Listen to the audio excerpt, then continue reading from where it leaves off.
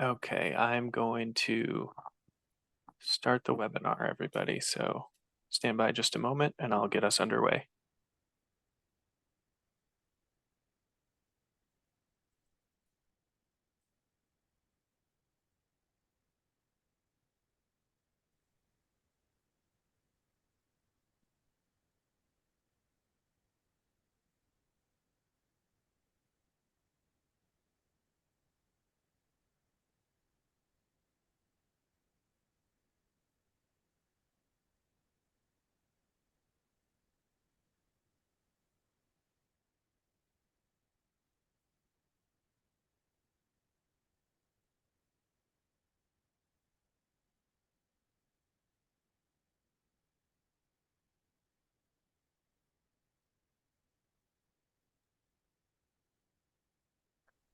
Hello, everybody. My name is Kevin. I'm the training coordinator here with the Association of State Floodplain Managers. Welcome to the Cooperating Technical Partners Information Exchange quarterly webinar. Today, we're going to be talking about base level engineering, and I'm going to be doing some of the moderating today. So before we get into the topic at hand, I just want to take you through a few sort of admin announcements, let you know how we'll be engaging with you all today and what to expect. So first things first, I just want to let you know we do have a sizable group today here. And to that end, we're not anticipating being able to call on people who raise their hands to take questions verbally by way of unmuting you or anything like that. So we do want to encourage questions and comments, but we would like those submitted in writing. So there's a Q&A feature here within the Zoom interface. So if you could locate that, that's where we'll be taking any questions and comments you may have today. Just drop those in the Q&A. We'll take as many as we can as time allows for. So that's how we'll be kind of engaging with you all in a Q&A capacity. The other thing I want to mention about engagement is we will have a couple of polls that we're going to ask you to respond to today. So when you see those questions pop up, I'll interject, sort of read the question and allow you time to respond, and then we'll move on. But just wanted to tip you off that we are going to be having a few polls throughout the presentation today. Next, want to let you all know about credits for this event. If you're a CFM, you can earn 1 CEC for attending.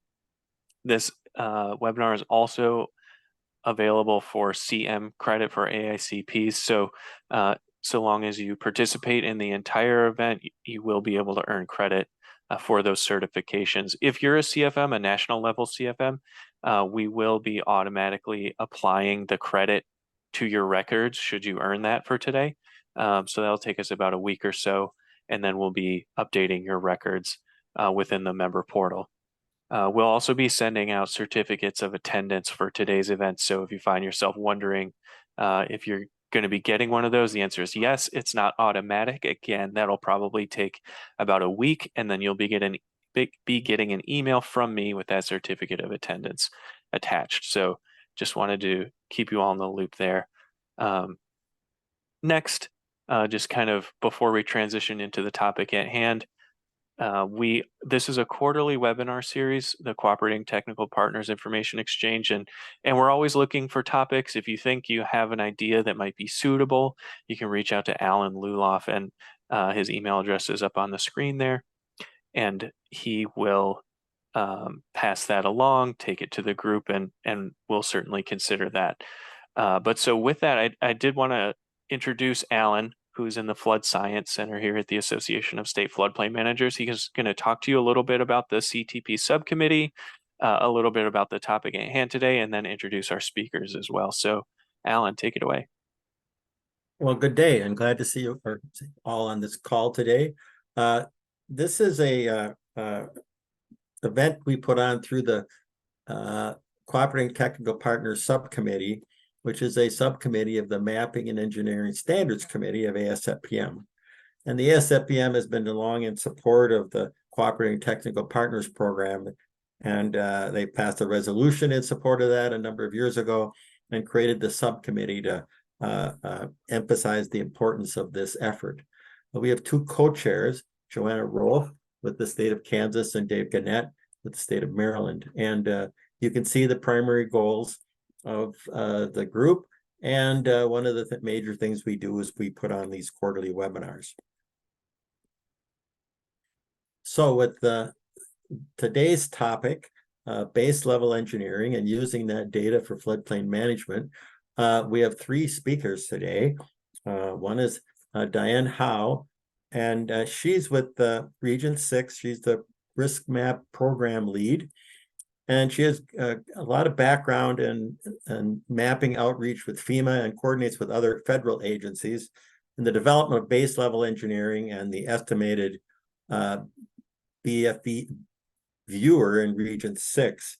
It's really exciting to see that FEMA has developed a tool for viewing BLE data and for downloading the engineering model data in a clickable map format. So it's really exciting. Next, we're going to have Whit Montague, and she's the Arkansas Dam Safety Supervisor, and she has a lot of background in water quality and quantity management, dam safety, low impact design, and environmental nonprofit management. And she's going to be talking about using the data as regulatory data for floodplain management and how Arkansas has worked with communities to do that. And then Joanna Rolfe, she's the floodplain mapping coordinator for the Kansas Department of Agriculture, and she's a CFM and GSIP, GISP, there we go, got that, and has been with the state for 5 years and been working in the FEMA floodplain management program for about 15 years. And she's going to be talking about how they're using 2D modeling data to create BLE data for and how they're using it and how they're planning to use it. So that's our topic for today. Thank you very much.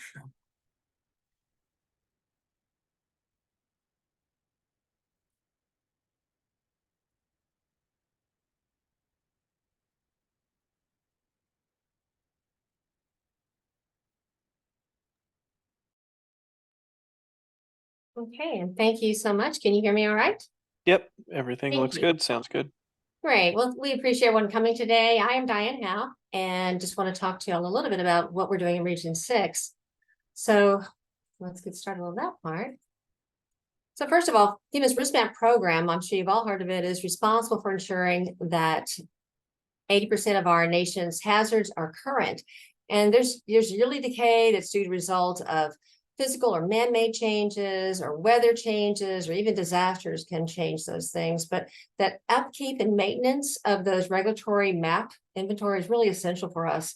And that's why it's really important that we work with our communities participating in the NFIP to help maintain their regulatory maps through the LOMR process. But our program, Risk Map, isn't just about a map, as y'all know.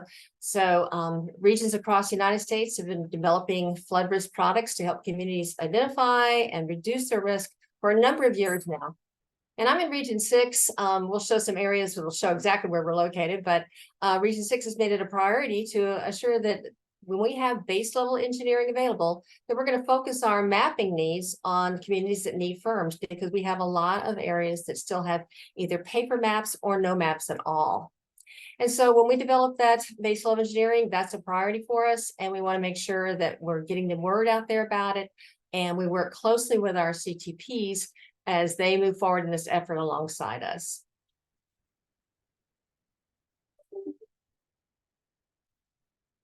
So I want to give you a little bit of history about the mapping program. If you're not familiar with all of this, it's been a little bit of a journey, but part of it is that we started this mapping effort back in the mid-70s. And a lot of that was because we're putting together maps that were not ones that we had actually developed, but we started off with using those wetted soil maps that were prepared by other federal agencies.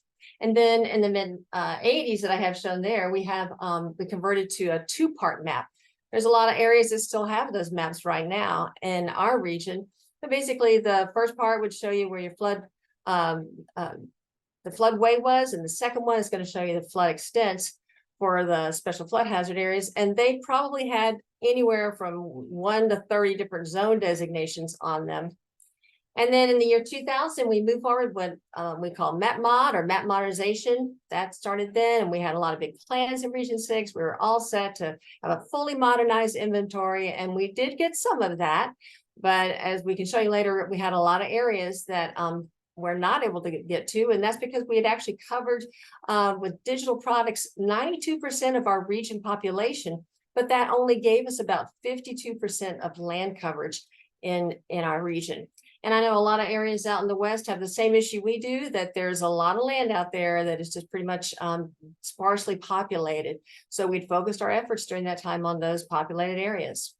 Then in 2000, RISMAP was born, and we were all excited. We're going to have new products and new mappings with multiple color maps. And we started having parish maps and the county maps coming out with that. And we were really excited about it, but we weren't sure everybody was able to use it really well because it was something new, and everything new is always, a challenge for everyone. But we found that in 2015, a lot of things were changing for us as a region. We had a lot of disasters, number one. So that started a lot of conversations with local communities and broadened those discussions. And then the summer of 2015 was when we got a real game changer. And that's when HEC-RAS 5.0 software entered the whole situation. And we were finally able to produce large scale modeling that could be prepared at a minimal cost. And we could get to work on a lot of areas at one time. So updating that inventory that we needed to became something we really focused on. And our approach, working with technical staff and the headquarters and all, we named it base level engineering. You can hear us call it BLE a lot today, just to shorten that, but we worked with our other federal partners and came up with viewers that can not only view the maps, view the data, but also let it print reports, and we could also deliver data through that same web platform. And one of the most important parts of this is that we were able to work on those areas which still had no maps or just paper maps from the 70s and 80s. So let's see what happens in that area. So I told you we started off with a couple of different viewers. I found these old screenshots from some earlier presentations we had done. And basically, we've had 3 different, I'll call them generations of this flood data and the platforms they were presented on. But over the last 6 years, you can see where we've identified those areas that are shown in different colors as where we had it available. Back in 2020, we're still showing just the ones that were loaded. But by the time we got past that, nowadays we show the ones that are about to be loaded, that are being worked on. And those are the areas in the 2023 map you see there that are in the blue. And then we have the ones that are already available in the green. So you can see we're kind of working in our region from the east to the west. We have a lot of help from some of our partners because thanks to the state of Texas, they joined us in this whole effort because we had a lot of area there too to help us build that inventory of base level engineering. So we could focus our 2D effort in other states that we had. And one big change we made back about since 21 was to only produce it in 2D. So before that, we did have a lot of mapping that was in 1D. So one of our efforts right now also is to work on updating those data sets to be all 2D moving forward, but also to go back in the ones that were 1D to go ahead and understand what they look like when they're in 2D.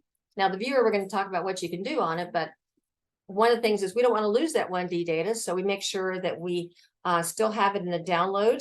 When we have 2D available, we'll only show the 2D on the map, but the 1D will still be available in the download for our communities and states.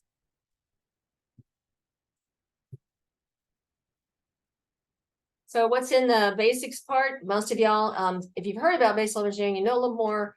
But it's basically some of the same things in every one of them. Whether it was 1D or 2D, we started off with terrain data. We had to have high quality LiDAR data.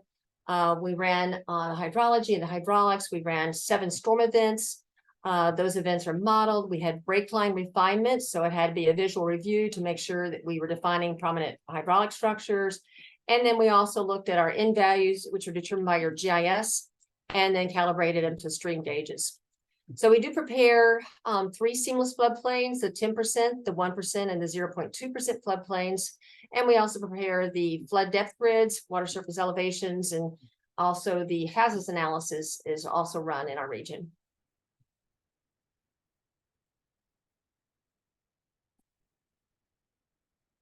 And as a result of all of that, we are actually able to get a lot of use and mileage out of the products that come along. So first of all, we do have credible engineering models. A lot of these areas, if they even were based, maybe they're a community-based map, they didn't have probably any kind of model behind it at all. So now at least we have areas where we have mapping based on modeling that we can stand behind.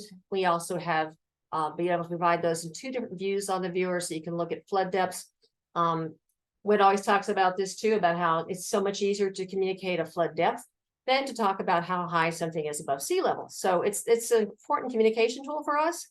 But we also realize that it can be adopted locally, so they are non-regulatory products, but they could be adopted and used by communities to inform development in those areas. And then that last part, there's just explaining that now we're able to move forward. It's taken us a while because we had to complete those watersheds that touch those counties that have no maps. So the recent ones we've done have had, as many as 6 different watersheds that intersected one county. So we'd have to get all the BLE before we could move forward with updating the mapping. But you basically come out with a Zone A equivalent map, and that can be refined to move to a firm very quickly. So this is a look at what our map looks like online right now. So if you're seeing on your screen, the areas in green, as I mentioned, are the parts that are available. Those that are in progress right now are in the blue. And I saw an email today that had 6 new ones loaded. So I didn't put a new image in here yet, but it's coming along all the time. There's a review process at the region.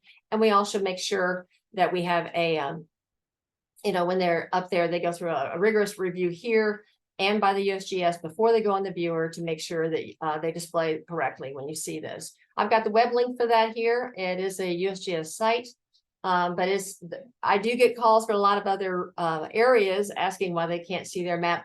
It is really right now just Region 6 that's on it. It could be other regions if they decide they wanted to put their data there, but a lot of our partners, our CTPs in other states, actually have viewers also. So if they already had something available or they had a way they wanted to distribute that or share it, then, your own region will talk to you about how they can do that for you. When you go into the viewer itself, you're going to first see a splash screen that comes on to the page that tells you can do 3 different things. It doesn't have the numbers there, but it does do those things. The first one I've got by the number 1 is you can just look around at the data. You can explore it, move in, zoom in, change the base map behind it. You can toggle on and off if you want to see 1D, if you want to see 2D, if you want to see the levees, if you want to see coastal areas. All kinds of information can be shared through it, and there's a whole series of toggles you can use. It's an important step because I know that a lot of people are looking for different things as they do this, and that's why we keep updating it all the time. We get interest from other groups. When you toggle on first, it usually goes to a default view that shows 2 maps. So it's actually a side-by-side of the flood extents, and then the other one is the depth grids. You can actually zoom in on those independently. And also the way to locate something is there is a place, if you go to the reports at the upper left side there, click on the report button, and it will give you a place that you can add the address, add a lat and long, pinpoint that location. Sometimes it'll put it in the middle of a town or a county, and you're thinking, well, it says there's no base level engineering. But if you'll just zoom out slightly, where it puts a pin dot may not have been where there's a base level engineering, but if you zoom out slightly, you might see, oh, it's immediately adjacent to it, and you can determine the flood depth and the extent there. Also, a quick start at the bottom will get you right back to the home screen again. And then in the upper right-hand corner is a map view. We can change from one large view or look at the 2 side-by-side maps, just like this. And then the second section I was talking about on that earlier screen you saw was where we talk about the download features of the tool. So you can go into the middle section, so you want to download the data. You click on the watershed of your choice. It'll pop up a square like you see in the middle here, and you can actually either download specific data sets, which we have them listed here, or you can also download the entire table of the data sets, and you can email that to someone that's asked about that as well. And then the third part of it is to go in and make a actual site location. You want to look up. So you do the map click button here when you're on the report feature, put it on there. If it says view report and it says high flood risk and it's red, you were probably in the 1% annual chance area of that extent. There are 2 options that may show up. The second one would be if you clicked it in there and you saw a house that is a yellow house pops up on the report. You run the report afterwards. It will give you information about if it's a high flood risk area or if it's a low to moderate flood risk area. It does give you the flood extents and it gives you the flood depths. Before you printed this report that comes from it, it's a dynamic operating feature, so you can zoom into location to show it to someone. So we recommend it for any kind of outreach that our CTPs are doing, or if a community that knows they have it want to do an outreach event. We say it's a great tool to use in those cases, that they can actually have people stop by, they can look at their property and determine, what's showing up on the estimated BFE viewer for them.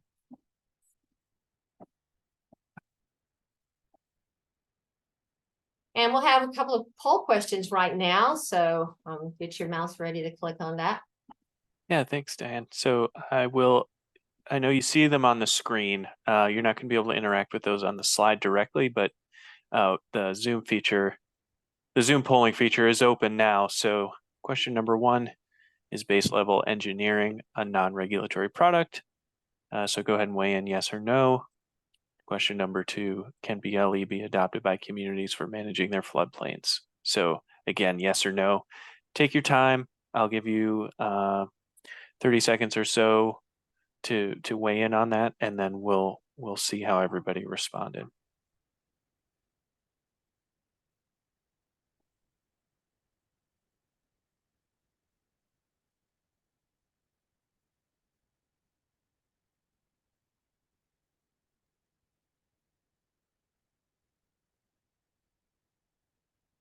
Okay, I'll give it a couple more seconds. If you haven't weighed in, please do so.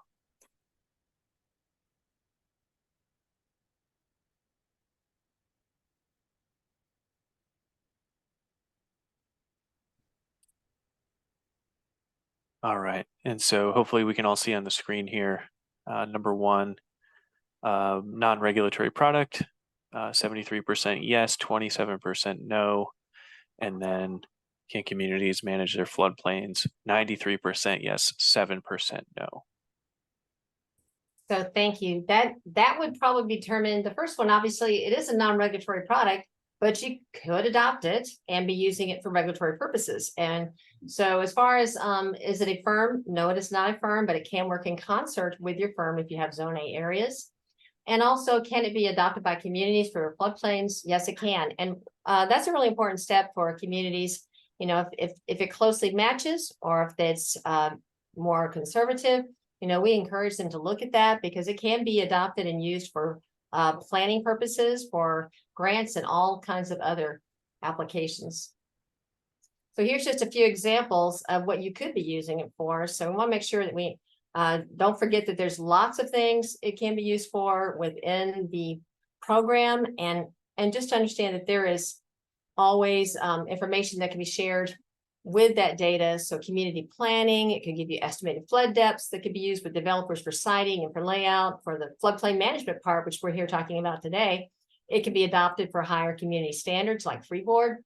For permitting, it can be used to support model refinements to determine BFEs or create site-specific reports.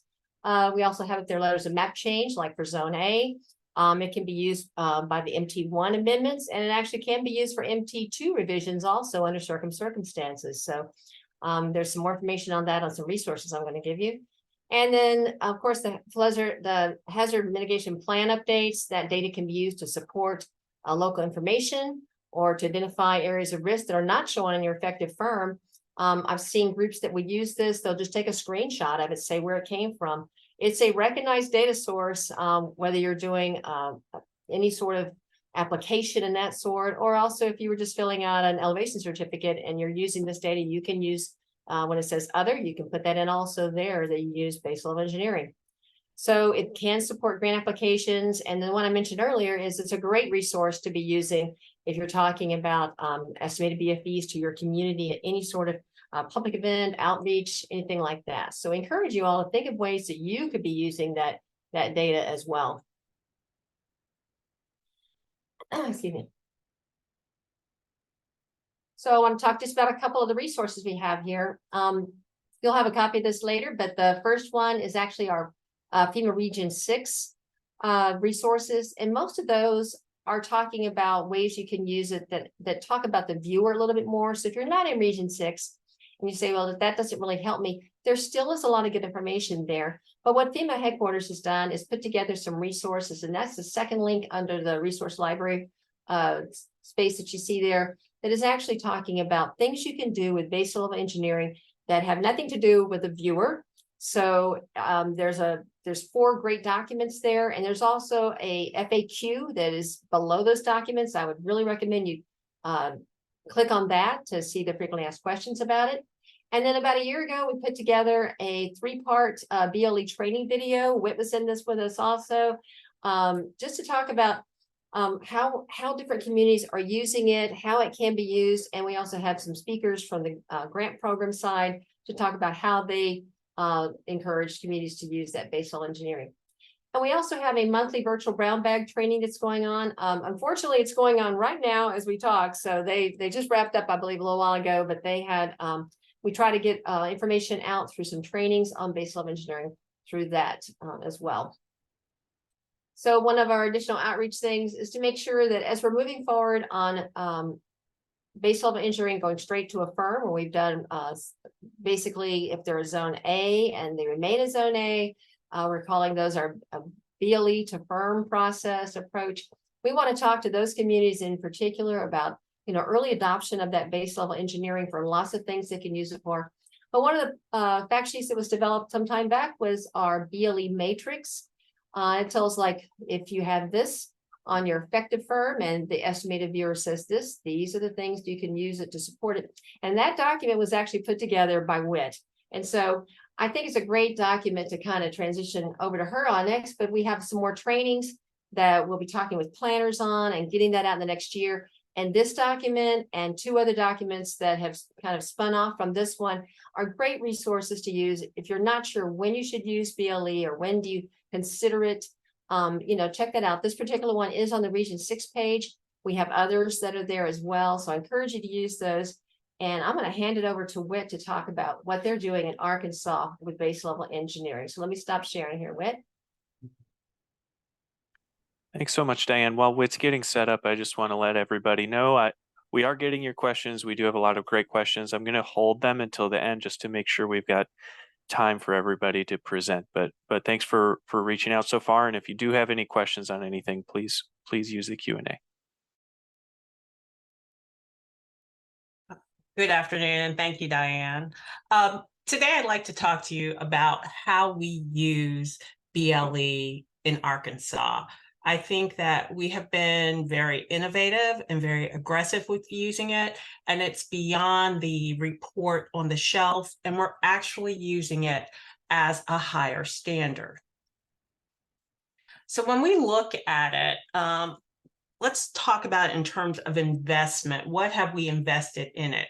Well, we became partners with FEMA Region 6 back in 2011, and it has been a very successful and fruitful partnership. As you can see on the screen there, that's Arkansas, and you can see the extent of currently available base level engineering.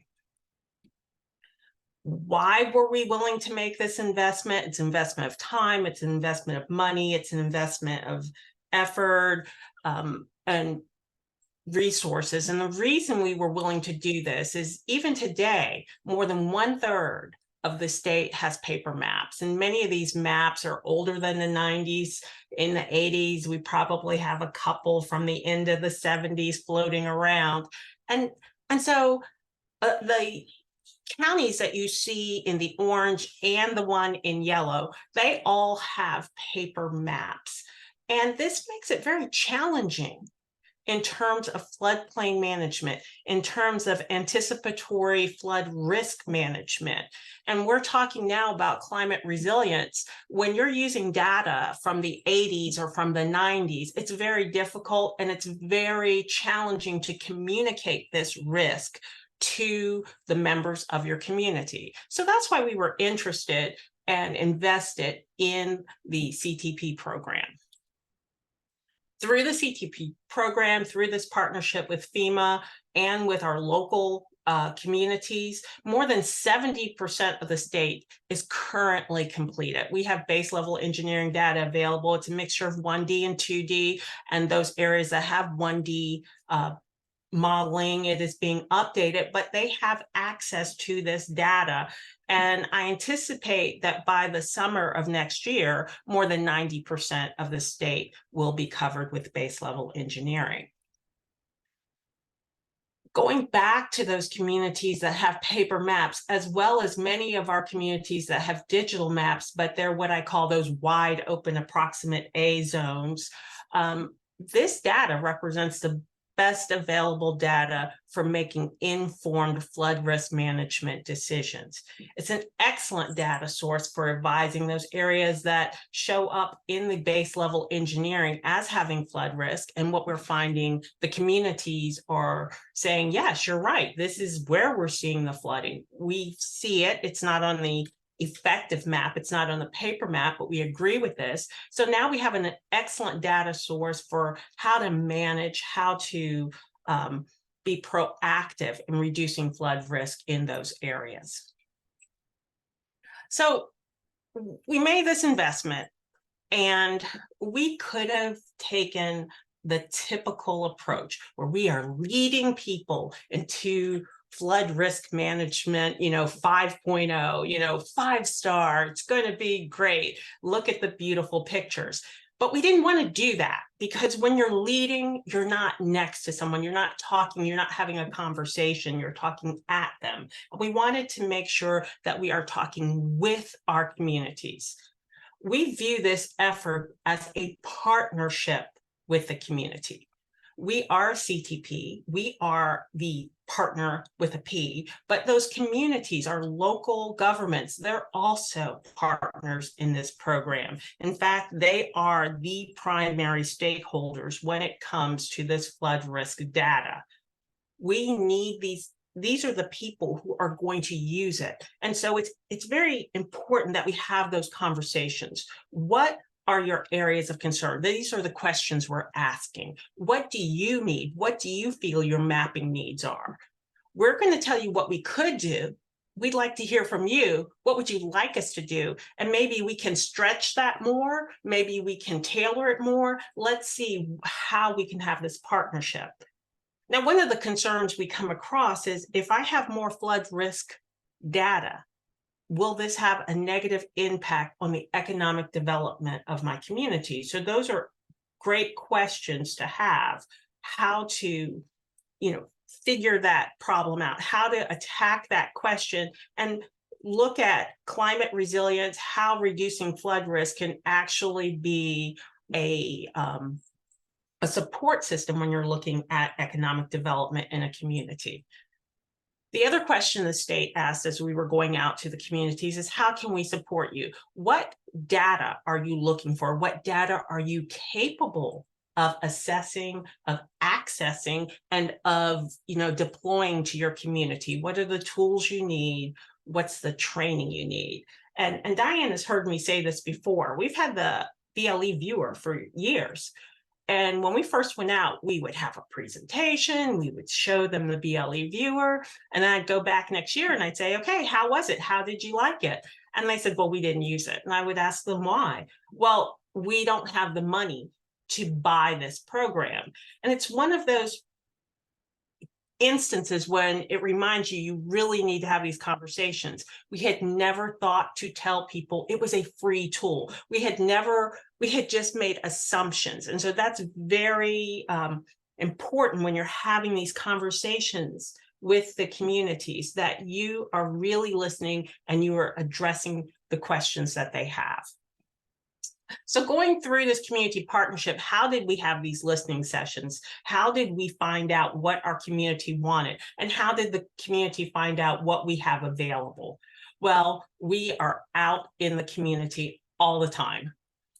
We have floodplain administrator workshops in the state of Arkansas. All our floodplain administrators are required to attend 8 hours of training every year. We have a partnership with the Arkansas Floodplain Management Association, which allows us to present this information twice a year to hundreds of people. And this includes hands-on displays where we have computers available where the community members can use the base level engineering. We also have smaller community-based trainings. They're based on the watershed level. So when we deploy the data, we have everyone in the watershed, they're all invited. So we can have a 4-hour training where we go through it. This is how you access it. These are the different ways you can use it. This is the different ways it can be resident on your GIS system. So we have those trainings. And we also have even more smaller community-based trainings where we go further in depth, and we make sure the community CEO is part of it if they wish to be, as well as the floodplain administrator and the emergency managers. And these are ongoing. It's not a one and done. We don't just show up and then never come to your community again. So at these discussions, we tell them, what's the data? What do we have available? So we talk to them about the engineering models that are downloadable, free, and that they can use and that they can modify as needed. We demonstrate the use of the estimated flood maps. We also talk about the depth grids and the water surface elevation grids. So they have this information and we show them how to access it and use it in a variety of ways. When we're talking to them, we're also letting them know that we are providing tools. And these are tools that have been developed in concert with the community members. Diane, I think, doesn't give herself enough credit for what FEMA has done. They haven't just shown up and said, I'm from the government, please take this data, but they've had these listening sessions, if you will, where they're talking to the community. And it's a constant evolution to see how can we get this information out to people in a way that's very usable for them. So we've seen this flood risk report. We love it. We have the floodplain administrators. They love it. They'll print out, they'll use the lat long to figure out where a property is or proposed development, and they'll print out this report and they can share it with the prospective developer, homeowner, with the community CEO. And it gives you a more visual tool and a tool easier to speak with laymen about what flood risk is. So I love it. We call this the Monopoly House of Doom, but it's very good for conveying what is the flood risk. And I've been told that red is actually the hotel of Monopoly, but Monopoly Hotel of Doom does not have the same cachet. So the Monopoly House of Doom is there, and it gives you the information in depth as opposed to elevation, which is so much easier to convey to prospective homeowners, you know, how much higher you're going to have to elevate off the ground. So, you know, there's a big difference between saying, oh, your first floor has to be at 288.3 feet above sea level, as opposed to saying it needs to be almost 6.5 feet above the ground. The other thing we do with this is that the communities use this to identify areas of flood risk that are not currently shown on their effective maps, but could be included in future firms. Now, the map, the black and white on the right-hand side, is actually a paper map. It's a static picture. It's one of our maps. It's not a black and white line drawing, but it's on a static black and white photograph. And this is their effective map. The map on the left-hand side is the base level engineering map of the same area. And if you look at the top in those circled areas, on the right-hand side, in this entire area of the city, that is the only area showing up on the effective map as an area for flood risk, high flood risk. But if you look if you look at the map on the left, you can see that the base level engineering is showing much more extensive areas of flood risk. And of course, you know, a community seeing this, we check with them, does this sound reasonable? Is this what you're seeing? And they have this agreement, and this becomes a priority for them with respect to a new firm. So how else do our floodplain administrators in our communities use it? They use it on their elevation certificates for homes in Zone A, and this can be included in the LOMA request, as Diane was saying. One thing we've learned is that we have to include our surveyors in this discussion, because there's this hesitancy to use a computer program to determine base flood elevations. So having them part of this discussion has been very good for adoption and acceptance on the community level. What I really like when you move away from day-to-day floodplain management is also that it can be used when we're looking at the resilience of the community. We've seen communities use this information extensively to assess the impact of development with respect to flood risk in their communities. What if I designed the development this way? How would this impact flood risk in my area? What if I made it low impact development versus traditional development? They can also download these models and use them in the larger subdivisions and refine the models so that they can determine base flood elevations on the subdivision level. So what we're finding is it's not just what's on the ground, it's also assessing what could be the impact of development, using this in a very aggressive manner to take an aggressive approach to resilience in the community. Communities that may be lower in the line for getting a firm at the time, or they're not ready, you know, we're looking at countywide firms, maybe the county's not ready to commit to that, but we have a city that is interested in having more detailed studies and having that show up on their effective map. Well, they can also refine these models, and we're seeing this where they're refining the models as a limited detail study for submittal for FEMA as a letter of map revision. So we have this data, we go around, we talk to the communities, and the question we have, okay, great, can I use it? Can I use it now? When can I use it? That's the question we see. And the basic fact is they can use it. They don't need me to show up. They don't need a state NFIP coordinator to show up. They don't need FEMA to show up. The existing ordinance that we have in place in the state of Arkansas already allows the use of base level engineering. Participating communities should be using the best available data to make the permitting and development decisions. So they can use it. And I want to talk about briefly how they do use it in Arkansas. So at the lowest level, if you will, at the introductory, I'm getting my feet wet level, is the advisory use level. And that is when the base level engineering, it has some weight, but it doesn't have as much weight as the FEMA effective maps. So this is what we consider minimum use, the minimum standard for use of base level engineering.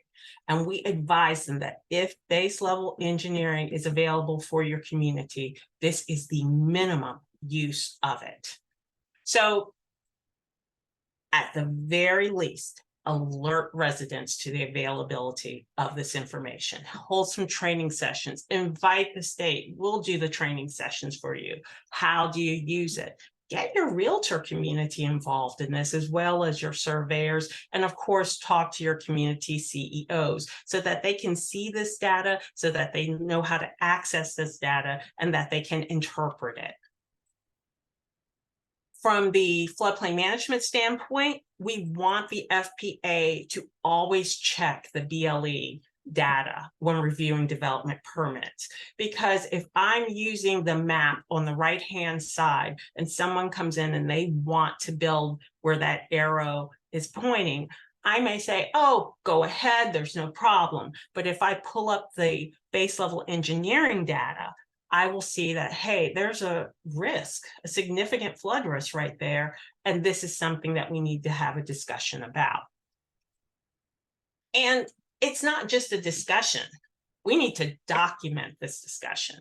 And so in Arkansas, we have a recommended finished floor elevation affidavit. And what this says is, we're not going to require you to act as if this is the effective floodplain, but we want you to acknowledge that we've shown you this information and that we've advised you that you should build with this in mind. And beyond that, we've actually given you a recommended finished floor elevation. And so this affidavit is signed by the prospective developer and it goes in the file. And that way you can be assured that this person is aware of the flood risk at that point. So as I said, this is the minimum standard for use by the floodplain manager for the base level engineering data.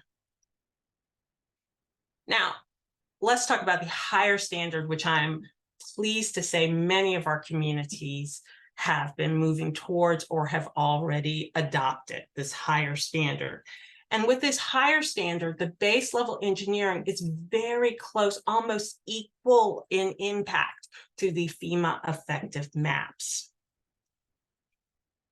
When it becomes a higher standard, it is a documented expansion of the local regulatory map. In that region, we are expanding what is the floodplain extent that is under regulatory advisement. So going back to our poor beleaguered community, we see the map on the right and the map on the left. So on the map on the left, this is the effective, on the right, this is the effective map that they have right now for regulation. Now, they have asserted a higher standard, and we'll talk about how you assert that higher standard, how you document it, but they are using it as a higher standard. So they're not limited to that tiny little floodplain in the effective map. Instead, they are expanding their regulatory floodplain to include the base level engineering areas that are mapped in.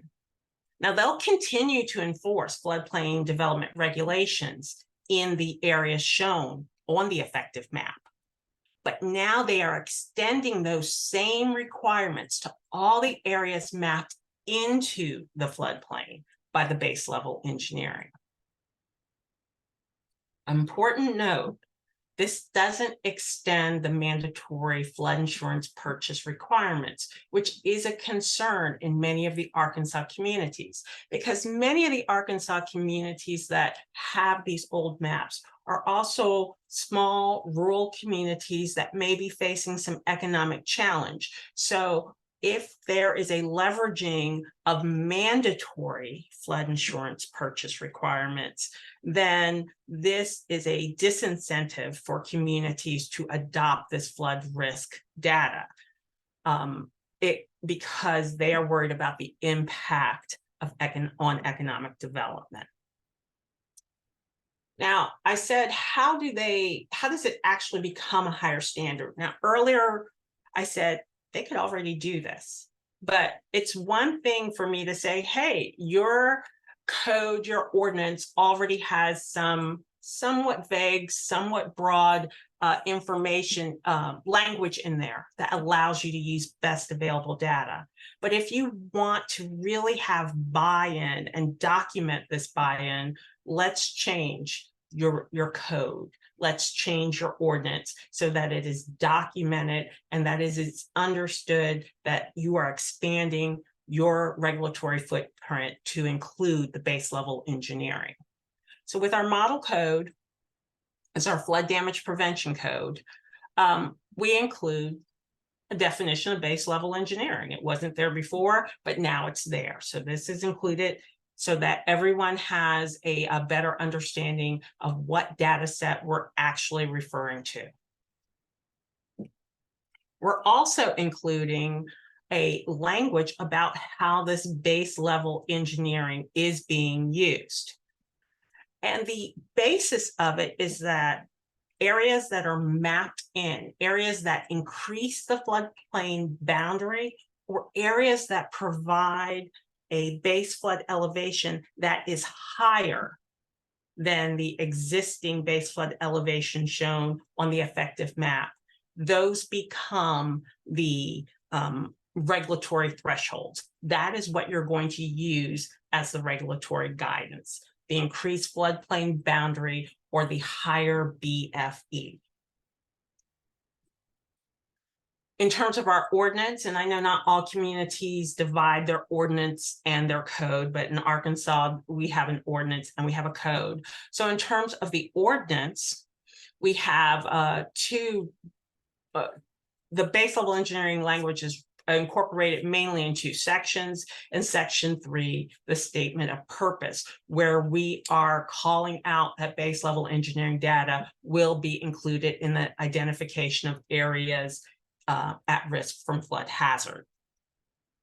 And then in section 4, we repeat that in a different way. You know, we are just saying, yes, everything that's in the code, because the code refers to the ordinance, it is also subject to the base level engineering data. So if we could have the poll question on the mandatory purchase. Yes. Please stand by, everybody. Okay. Does the mandatory purchase requirement apply to areas mapped in by BLE? So same as last time, take a second and think about it. I'll give the group, like I said, probably 30 seconds or so to answer it, and then we'll see the responses.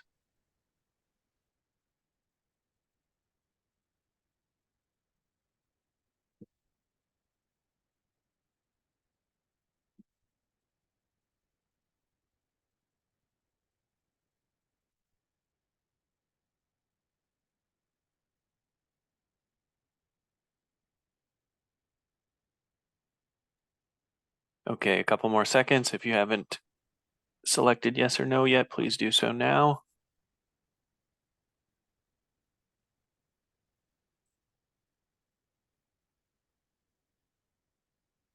Okay, and we see the results here. 83% no, 17% yes. And so the no's have it. So mandatory purchase requirement does not extend to areas mapped into the regulatory floodplain. And by that, I mean areas that are not shown on the effective map, but are shown as being at risk, at high risk of flood damage. Those areas, those are the areas that we're considering mapped in by base level engineering, and they are not subject to the mandatory purchase requirement, even if they are formally incorporated into the local regulatory framework. And that is because that mandatory purchase requirement is a federal requirement and is tied explicitly to the effective map. So, and if I keep, there we go. So let's talk about a case study. How would they use this in the field? So Crittenden County is one of our counties, and there's a Jones family, and they want to build a new home, and we have coordinates. We like coordinates. We live in a rural state. Often the addresses that we have do not translate well to base level engineering, so that the coordinate system is very effective for us. We have the coordinates for where they want to build the new home. And when the floodplain administrator, they look at the location where they want to build the home, and they find that it's in the 500-year floodplain. So that's where the parcel is, in the 500-year floodplain, right here where this red dot is. So that's where it is. It's close to what I call that wide open zone A, but right now they're not in the floodplain. if Crittenden County did not use their base level engineering data, or if they did not have base level data available, then there would be no floodplain development permit requirements. They could go ahead, they could build. There's nothing to prevent them, or nothing where they should follow certain guidance with respect to how high to build, use of flood vents, or anything such as that.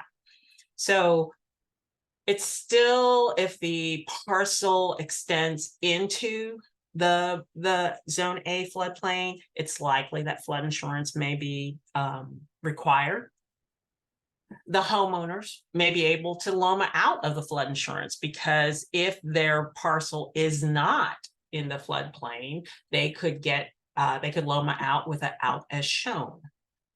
But of course, anyone looking at this map, the old map from 2011, would probably recommend getting insurance, because as we know, water doesn't say, oh, there's this line on the map and we're not going to go any closer to your home.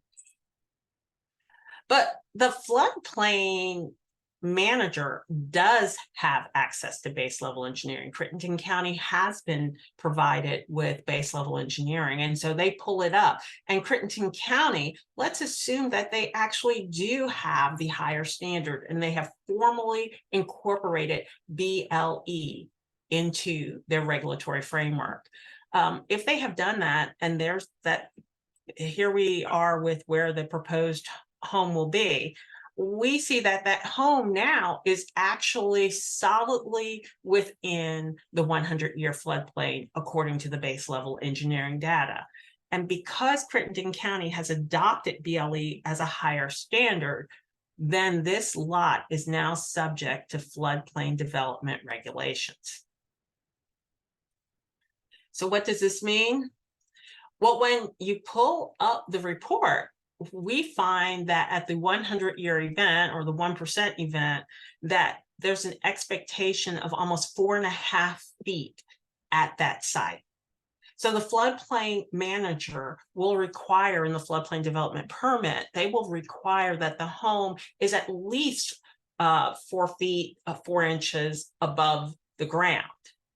And that's before we even think about freeboard. And if we're in a community that is already taking that step of adopting base level engineering formally into the regulatory framework, it is quite likely that they also have a freeboard requirement.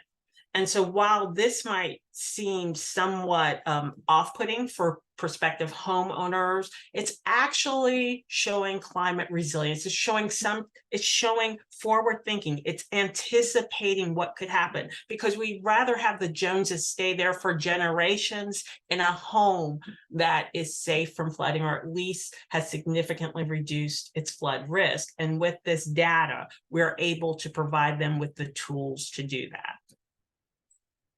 So if we're at that higher standard with the base level engineering, we now the Joneses are subject to the local floodplain development regulations, and they will need to elevate their home. But it's better to elevate than to go, later on you have to renovate because you've had 4.5 feet of water in your home. The unfortunate thing is they might be able to LOMA out of the flood insurance still with an out as shown, because on the effective map, they are not within the zone A floodplain. However, this demonstrates that no flood insurance would be a terrible idea. And so we hope that that would not happen. If there was not a higher standard, and instead we were in an advisory mode, then the community would require them to complete the affidavit. They would provide them with the affidavit with the recommended finished floor elevation and the strong recommendation to think about flood insurance. So I said that our communities are empowered to already use base level engineering. They do not have to have formal regulatory adoption. But the reality is that's a slightly slippery slope. No one is as great is reading your floodplain management codes as a developer who is being told, we want you to elevate 4.5 feet because it's in this non-regulatory base level engineering database. So what we're finding now is that most communities that are adopting it as a higher standard are formally incorporating it through their local regulatory framework. So what we're seeing is that we're having these public commission hearings on ordinances and mapping and incorporation of the base level engineering formally into the ordinance and into the code. And there's a variety of ways in Arkansas. We see quorum courts, we see the city and county attorney, we have the town council, we have the planning commissions, but there are other ways depending on what your community looks like, how your community incorporates legal definitions into their local regulatory framework. So how this is done locally for you, that will be dictated by your community's rulemaking process. We've also developed model ordinances, the model code, and that's available to anyone. If you send me an email, and my email will be up in a moment, we'll be sure to get copies of it. The decision matrix that Diane spoke of earlier, that is available. We provide our local communities with the KMZ files directly if they need it, if they're having trouble accessing the download. And we also have a state-based base level engineering viewer. As I talked about earlier, we have scads of community-based training. We are always in the community doing outreach, empowering our community to use this data, and also learning from our communities. What could we do better? What would make more sense? Do you need us to speak to your mayor? Do you need us to speak to the county judge? How can we help you? And what can we learn from you? And also the online training that that Diane shared with us earlier today. So I know that there'll be questions later on. So in the meantime, that's my contact information. If you would like to get in contact with me, I would be happy to share ideas and also learn from you and to find out how you're using base level engineering in your communities and your state. Thank you very much. And I think we're going to turn it over to Joanne.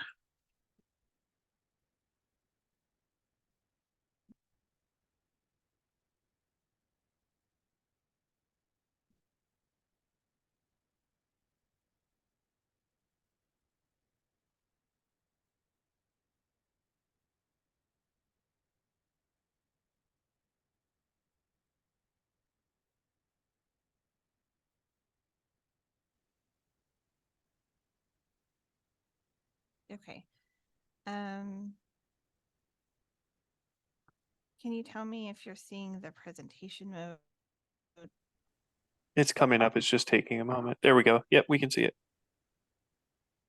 Okay. All right. All right. Well, thanks everyone. I'll try to keep this short and sweet. I appreciate everything that Diane and Whit went over. I think we're using it in ways, and in some ways I'm think we'd like to try and replicate what Arkansas is doing and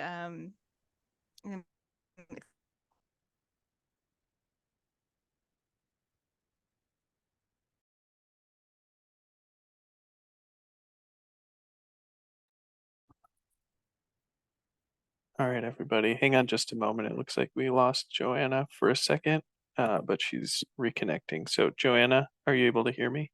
I am. Okay. Was that just me that lost it? Well, yeah, it looks like your connection just timed out for a second, but you can share your screen again. Hopefully we'll be able to see it. And then I don't know if you can get your headset microphone any closer to your mouth, but that might help us hear you a little bit better also. Okay. How's this? Can you hear Yep, me we can okay? see your screen. Yep. Okay. All right. Sorry about that. I was talking to myself for a second there, and then I realized I had a warning on my screen. And I don't know what I said or what you heard, but I just want to thank Diane and Whit for the information they provide. I think we're using it in some ways similar, and in some ways I think we would like to follow Region 6's example in future also. So I'm going to talk about our process. I'm going to try and keep it pretty simple. I'm not going to go into great detail on a lot of it because it's not a lot of time. But if you have questions and follow up, I'm happy to talk to people afterwards. And so I'm the floodplain mapping coordinator for the state of Kansas. I think like Arkansas is in agriculture and we're in the Department of Ag, and I think we might be the only two states like that. So it's a little bit unusual in that respect. But just some facts about Kansas. I think you probably know that agriculture is a big industry for us. But despite popular belief, we're not actually the flattest state. We're not even in the top 5 or 7th. But flat terrain has been a challenge for us. And part of why this BLE process was something that we were happy that we could start pursuing because of some of the challenges with floodplain mapping in our state. We have about 2.9 million people that live in Kansas, and the population centers are more eastern of the state. So and that is also the way the precipitation for trends in the state are. We have some pretty wet areas that get up to about 50 inches in a year, and some of our more arid regions get as little as 13 inches in a year. So it's quite a range in terms of the type of precipitation across our state, and so different type of environments that we experience within and type of floodplain flooding issues, I guess. And just a little bit about our program. We've been a CTP since 1999, and this is a map from early on in that CTP program that showed the status of the floodplain mapping at that time. And so all the white areas didn't have any kind of floodplain map unless it was like a community map. And they were generally from, the 70s, 80s, a few in the 90s, but not very modern. And we've made a lot of progress in that, updating our mapping in Kansas, but really we still have a lot of work to do. So this is that regulatory mapping status, and we have some in actual progress. But as you can see, we still have a lot of our western state doesn't have regulatory maps. And one of the big challenges with that is that it's very arid, as that precipitation map showed, but also pretty flat, and a lot of irrigation going on. So a lot of factors that older modeling methods weren't able to handle very well. So that's why we, as a program, moved to trying to do a 2D effort to get some of these areas that were unmapped, some flood risk data, and to be able to use better technology to update old outdated maps as we move forward through regulatory mapping. So once base level engineering started to become more of an option, and once that 2D HEC-RAS became an option, that made it something that we could move forward with for a lot of the parts of our state. And in order to do this, we rather than sticking with some of the like HUC-8s or established tech boundaries, we ended up taking some of those and merging them into a bigger watershed. Some of these watersheds out in the western part of the state are kind of have weak watershed boundaries. So if in a bigger flood, it can actually on some of those bigger streams can go across watershed boundaries. So that was part of the reason of that. Another reason, and probably the primary reason, is it gets a bigger area so that if we're talking to counties and communities, we're hopefully catching a larger area of the county, in some cases actually catching the whole county with that watershed boundary. And so here's like a map showing our current mapping projects. So all of those custom watershed boundaries that we created are overlaid on top of some regulatory mapping project updates. And so all of these ones that have kind of this hatching, this blue hatching, are ones that we have completed. And these ones that are in gray are ones that are will be soon completed.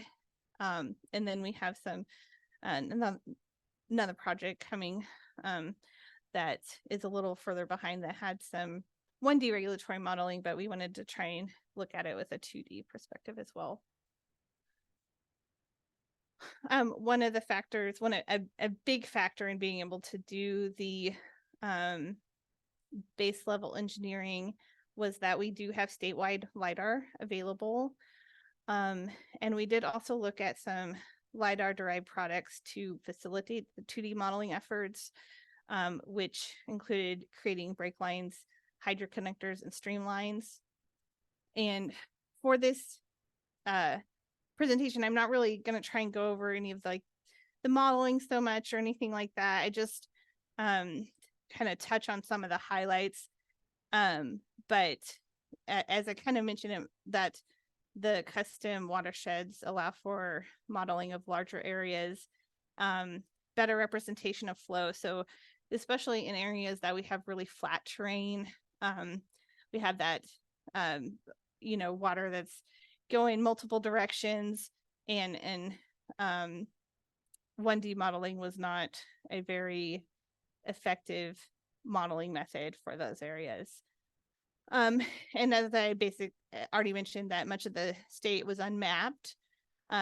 So this was allowed us to take on bigger areas to map more of the state and produce that flood risk data for where we're almost at a statewide floodplain mapping layer.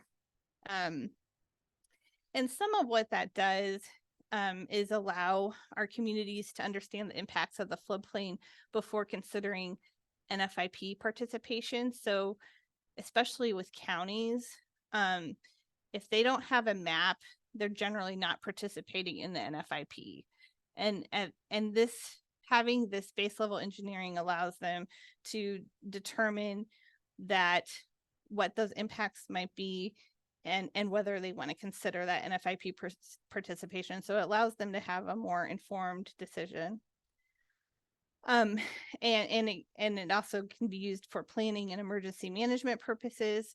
Even if they decide not to participate in the program, it's the data still there that they can use for many of the same uses. It just wouldn't be have the ordinances and the regulatory portion. I did want to mention, highlight a couple of challenges that this approach has we've realized with this approach.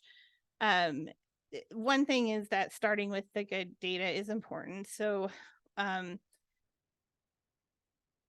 if you just do that 2D modeling without some enhancement, you might end up with something like this. And if you show that to the community, they might be like, there's some things I see that look right, but it looks really weird and it doesn't quite make sense.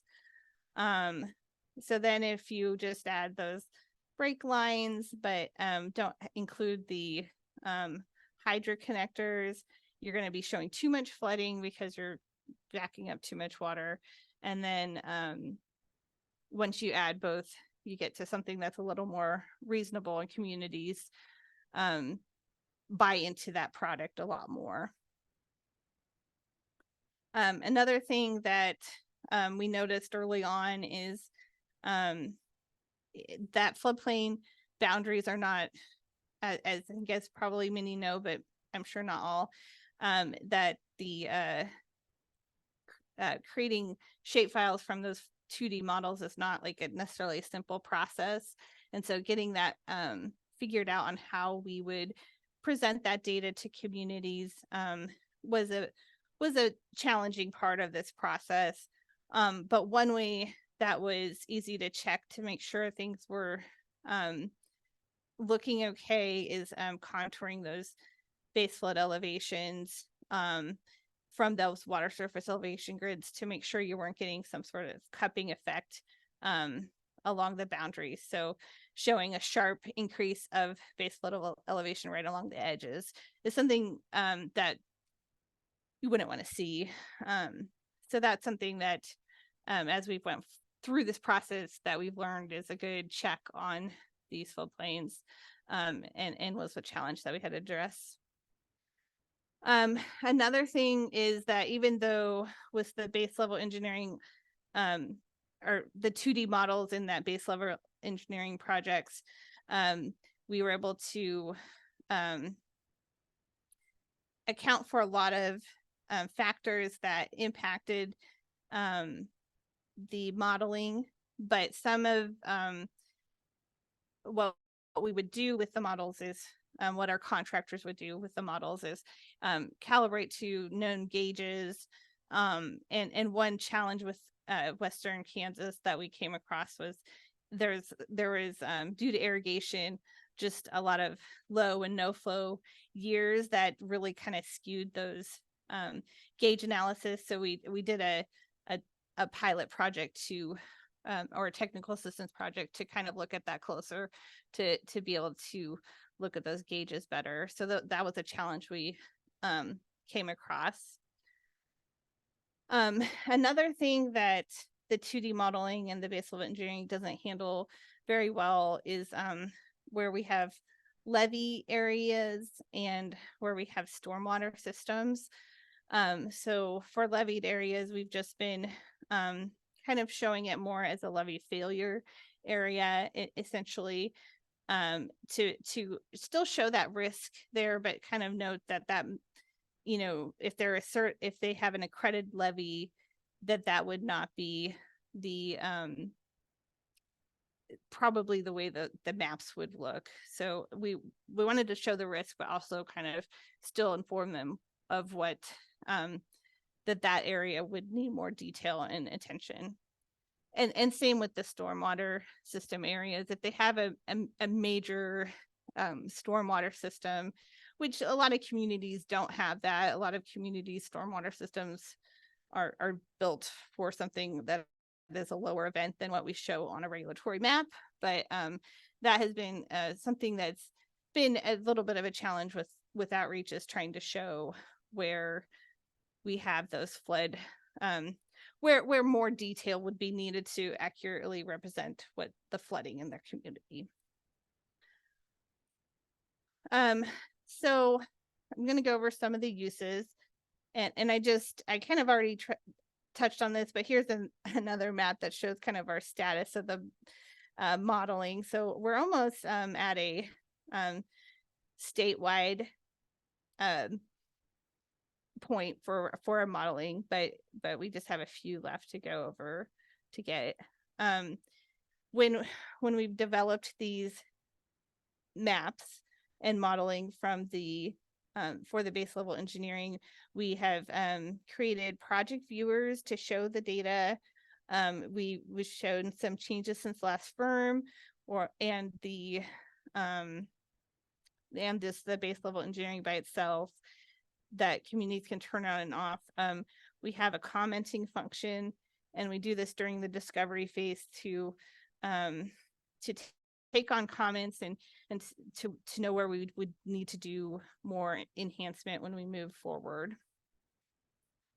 And just real quick, like some of the differences between 1D and 2D. You can see this is a 1D model, which is LiDAR based, and then we have a 2D model shows a lot of that flow through the streets and just different representation, more accurate in general. So using the discovery process and the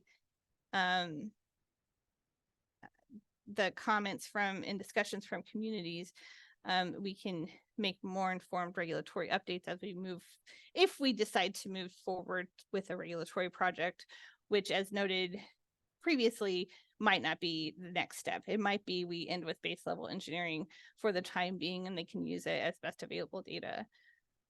And I don't think we have a lot of time, so I'll kind of skip over a lot of those details.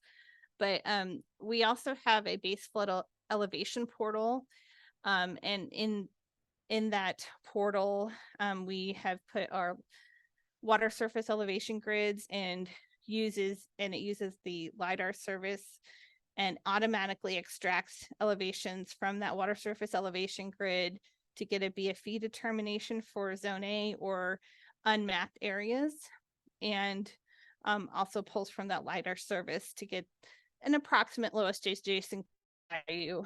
I would note that we review all these determinations before they're sent out, to make sure there's no issues, and we issue a letter if they're looking for it for use in a letter of map amendment application. We also have used it to inform technical assistance projects. We've had quite a few technical assistant projects that look at alternative analysis and or informing stormwater policy decisions, like on updating their ordinances in that way, or informing floodplain setback, having a science-based setback. Those are the type of projects that we've done with the technical assistance, but these are some of the options that we can do with it. Some of the data that it can provide is the water surface elevation grids, depth grids, velocity grids, and just many other options like combining those, or looking at timing and that sort of thing. We also have noticed that the animation is a powerful tool in the 2D modeling. So we've used that in cases to show communities where the flooding is coming in and how it's coming in and impacting them. Again, floodplain data where we had none before, and an informed emergency response. And our plans for the future, we don't have currently a model ordinance for base level engineering, but we intend to get one in place. We are working on a model download system, and we are going to be moving some of our base level engineering projects forward into inclusion in the draft FEMA viewer for those areas that we don't have flood risk data already shown on a map. We're going to continue, or plan is to continue regulatory updates with that base level engineering as the base, continue technical assistance projects. And then we're also looking at some pilot projects that look at nature-based solutions, roadway overtopping, and climate changes. These are in progress or soon upcoming that we have those planned. Okay, and so I think that's basically what I wanted to go over. I kind of went through it pretty fast, but I think we wanted some time for questions, so I didn't want to take up too much time. But here's my contact information if you want to reach out and have any questions. And all right, I think I get I will hand this back over to Kevin, and I'll stop sharing. Yeah, thank you, Joanne. I really appreciate it. So we budgeted about 90 minutes for this presentation, and we've already gotten close to up against that, but tons of really good information there. I know I promised Q&A. A couple of things to say about that. We've got a lot of questions here. We're not going to have time to answer them all during this event. However, the presenters have been answering Q&A in writing while the presentations have been going on. So if you asked a question, you may have an answer. So go back and look at the Q&A and see if you've gotten a response to your question. You may well have one of those. We've gotten a couple dozen of those answered so far.